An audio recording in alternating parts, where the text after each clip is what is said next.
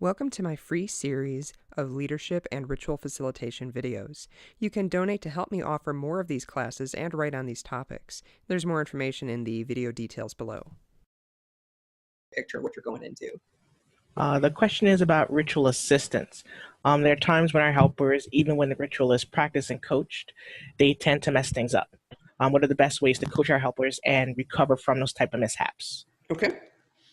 So tell me more about that. Like, what are some of the? I'm trying to think, because this is actually kind of two. I'm thinking this is two questions, because there's what do you do in the ritual when something doesn't go as planned? And we've talked about external things happening, but we haven't really talked about what happens when one of your team members doesn't quite do a thing the way that you had worked with them to do. So we can talk about that. But then there's coaching your other ritual facilitators. There's dealing with it in the ritual, but then there's working with them after to help them learn ritual tools and learn what they did. So let's first talk about what happened in the ritual when it got messed up. Can you give me an example of something you've seen or experienced where something got messed up, where it wasn't? I have examples that I can use, but I figured I'd ask if you had a specific one. Well, I do have two specific ones. One is super small, where it was something very, very small that no one noticed, but I noticed because I made the mistake. Mm-hmm. I'm supposed to call in the earth, and I'm supposed to call in these wonderful earthly gnomes, and my mouth opened and the words garden gnomes came out, and no one noticed, but I had a meltdown. Right. And here we are like 10 years later, and I'm still melting down about it because I'm invoking garden gnomes, hooray. So that's a small thing. Mm-hmm. And then there are big, see, it's hilarious, but I'm like, oh. And then a big thing would be, basically I was part of a larger ritual where the assistants are supposed to come forward and help the ritual leader do a thing, but the ritual helpers were off in la la land or not paying attention. And, I had to hold myself back from like rushing in and saying, no, I got it. I'll help. And yeah, so, when our assistants either flub their lines or they're not even paying attention to their cues, and things just sort of spiral out of control from there. Yeah.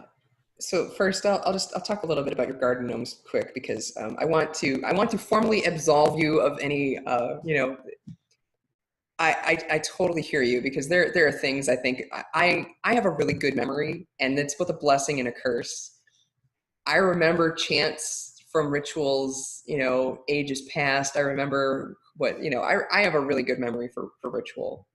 But unfortunately, then I also remember like, oh yeah, I really screwed that thing up, and oh, how did I say that? Oh, that's really horrible.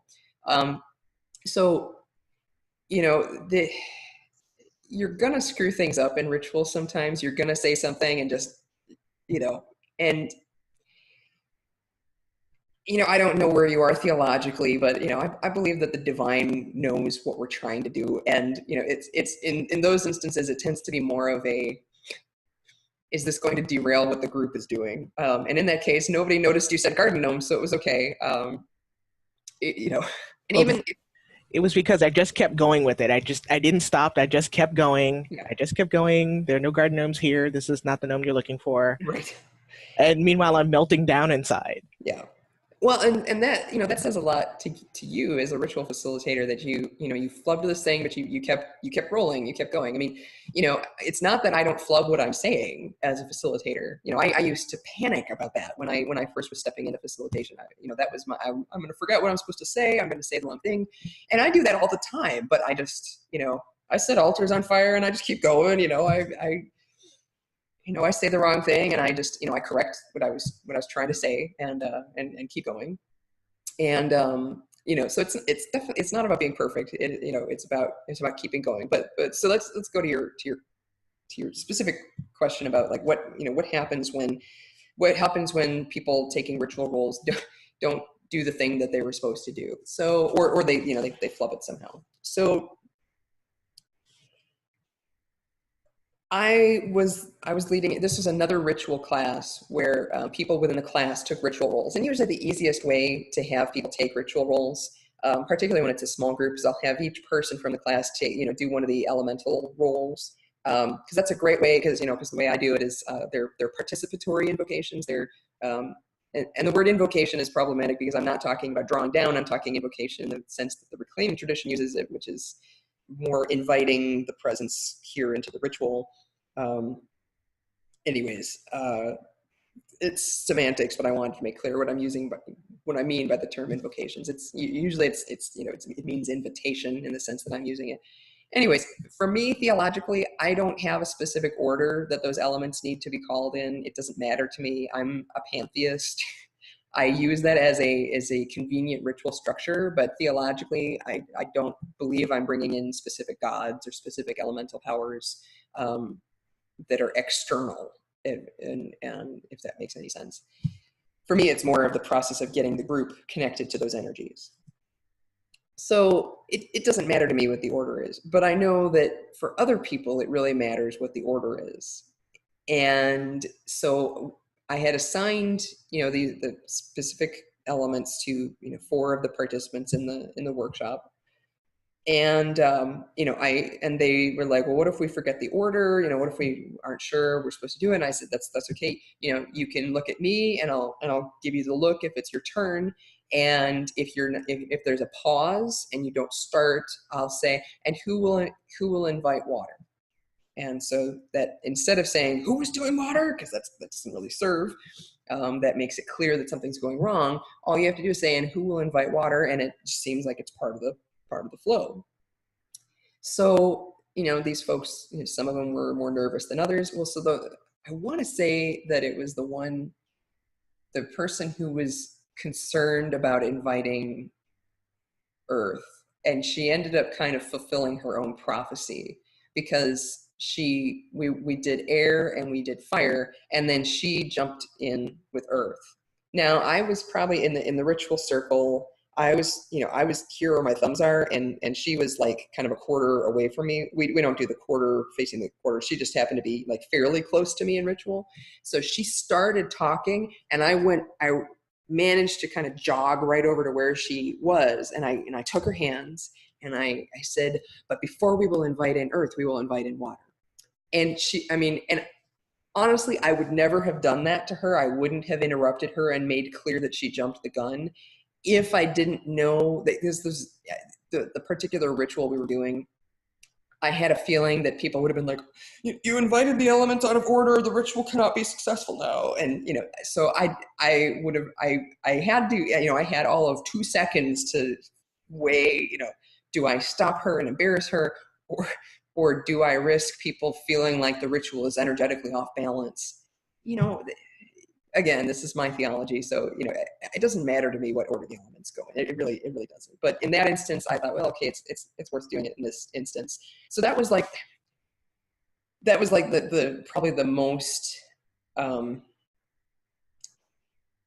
public. It was probably the most publicly shaming thing that as far as me dealing instantaneously with someone doing something not right in the ritual. I really prefer to not call it out like that, but that was the specific circumstances of why I did that. There are other ways that I've handled when people don't quite do things the way I expected. Like when I teach again that invitational participatory ritual method, and people are doing the elemental stuff, and then they go back to kind of their default, hail to the watchtowers of the something of the West, and that really doesn't work for the kinds of rituals I'm doing.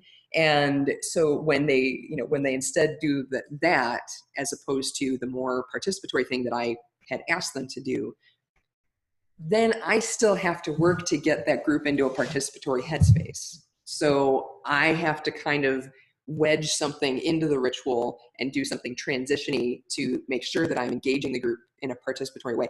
I'm really good at the extemporaneous stuff, so I can do that. It's not a problem for me. It's more that I'm trying to not shame the people that took a role, because I do honor that they stepped in and took a role, and I'm glad that they're stepping in and they're learning, and that's great.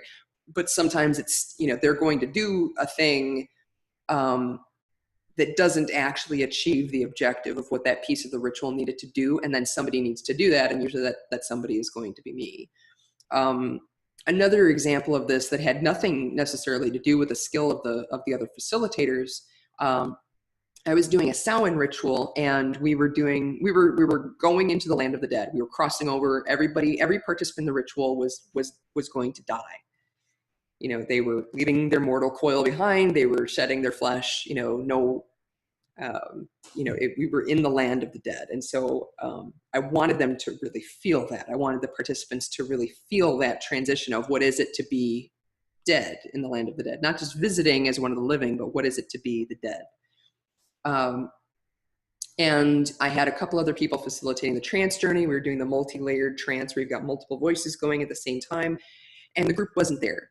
The group was still kind of in the, we're a little tranced out, but we're still mostly just here watching the show kind of a thing. And I wanted them deeper. And so that, it's on me at that point to find a way to take it deeper. And this way was not in the ritual plan. So my ritual team is looking at me like, where are you going?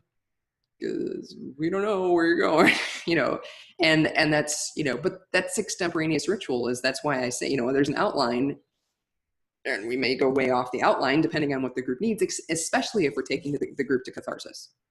If we're taking the group to any kind of a catharsis, who knows exactly how that's going to happen, how that's going to manifest, or if it's going to happen. So that was, I think what I started doing was I went around the circle and I started trancing directly to the person that was in front of me. And I usually very specifically limit physical contact in rituals because of body sovereignty and consent issues. In this particular instance, what I did was I went and looked into each person's eyes, and I said something like, "No water shall pass your lips, no food. Your eyes are closed, and you are here in the darkness. You are dead." And if they didn't close their eyes, I reached up and did the eyes closing kind of thing to them.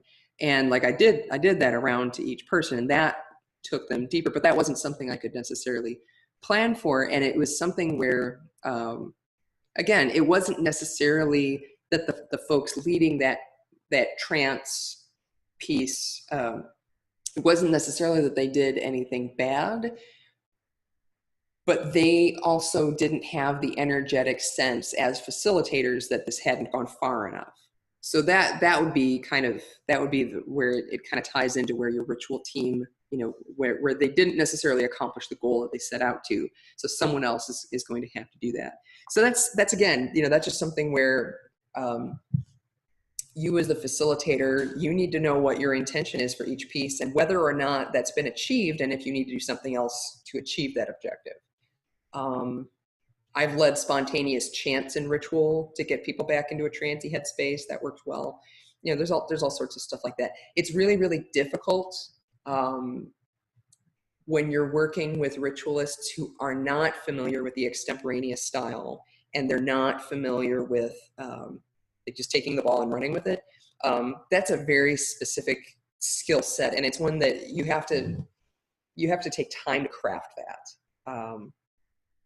I would love to find more ritualists who are willing to really go there and learn how to do that, because it's, I've been in rituals, like I said, with the, dogfight breaking out, where, you can't plan what the energetic level of the group is going to be like after that. But if you have one facilitator that picks a direction, let's all take a breath together. And then, if they, maybe you and I are in a ritual together, and I give you the look, and, and that because I've sent the telepathic to your head, that I want you to step into the circle with me and just lead a quick dual voice trance. And there's no plan. Zero plan, there's no discussion ahead of time, but you're just going to follow my lead and add that extra layer of trance voice, or you're going to come out and help me get a chant going, or whatever, that's I would say one of the most tremendous skill sets is, as a facilitator, watching what's going on and knowing when someone needs an assist on something. And that some of that is just working together as a team. Like,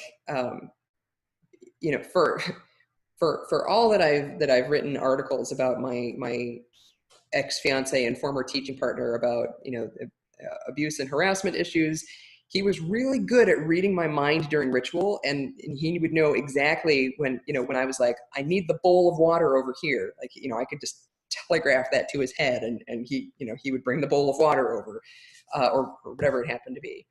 And I'll give you an example. So this was back when I was doing my training at Dinah's Grove, and we were doing a ritual, and we very often were encouraged to be as simple as possible in our rituals, but I like complexity, and I also like fire. So, it is what it is.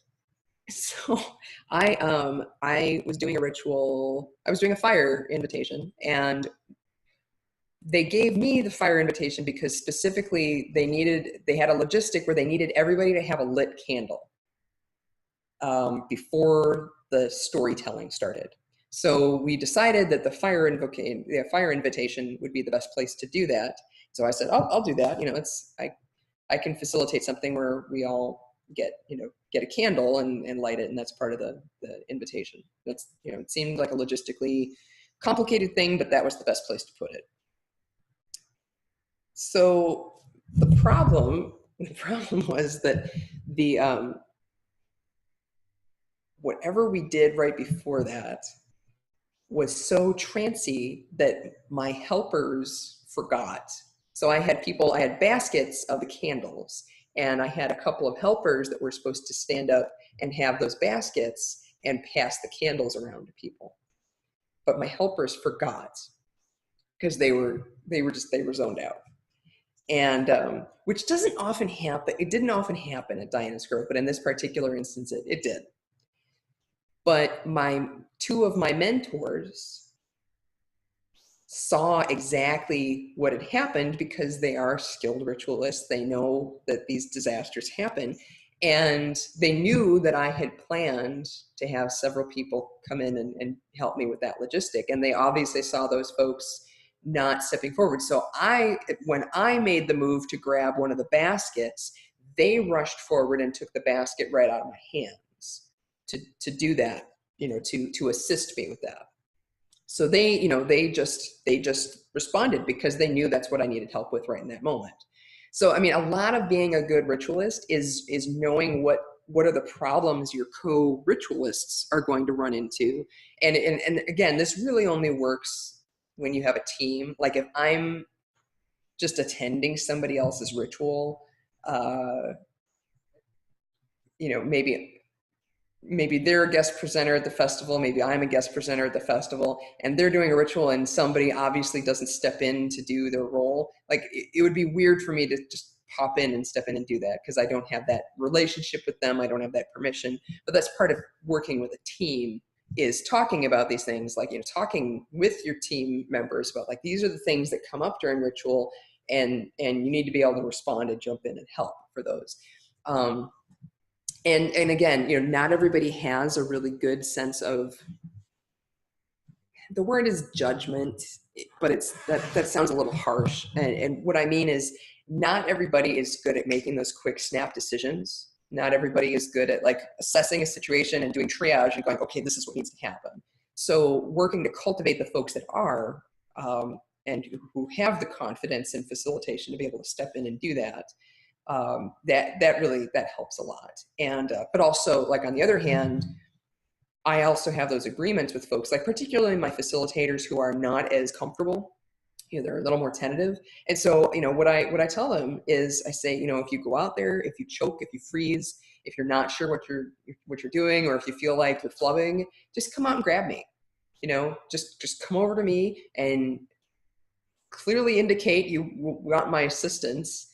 You can just come here, you can go over, take me by the hand and pull me into the circle, and I will support you in a way that makes it look like that was planned. Because I have the ability to do the extemporaneous stuff. I'll figure something out. It might not be pretty, but it'll work, So that's, as far as things going wrong in your ritual, when it's just, when one of your folks has a brief snafu. Sometimes there are things you just have to let it roll.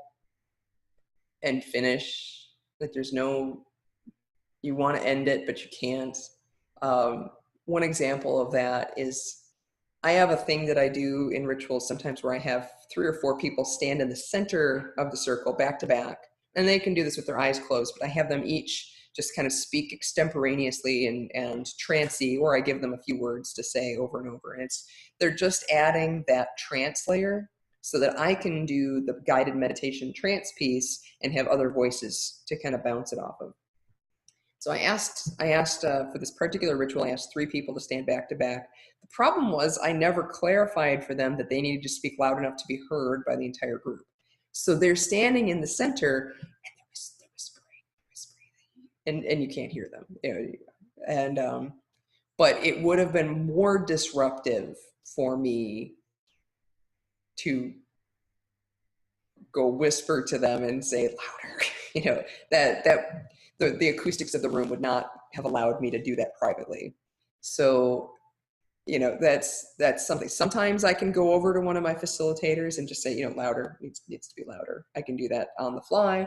And sometimes there's just no way to fix that other than just let it ride out. So, it really depends on the scenarios. If you have any questions about ritual facilitation or leadership for pagan groups, please feel free to contact me. I love questions and I love writing articles or recording videos for actual issues that people are facing in the community. If this webinar is useful for you, please consider donating. It is my goal to make this education available for all, but to do that I have to pay the bills. I also have several books available, and there are links below under Show More, or you can contact me via my website or social media.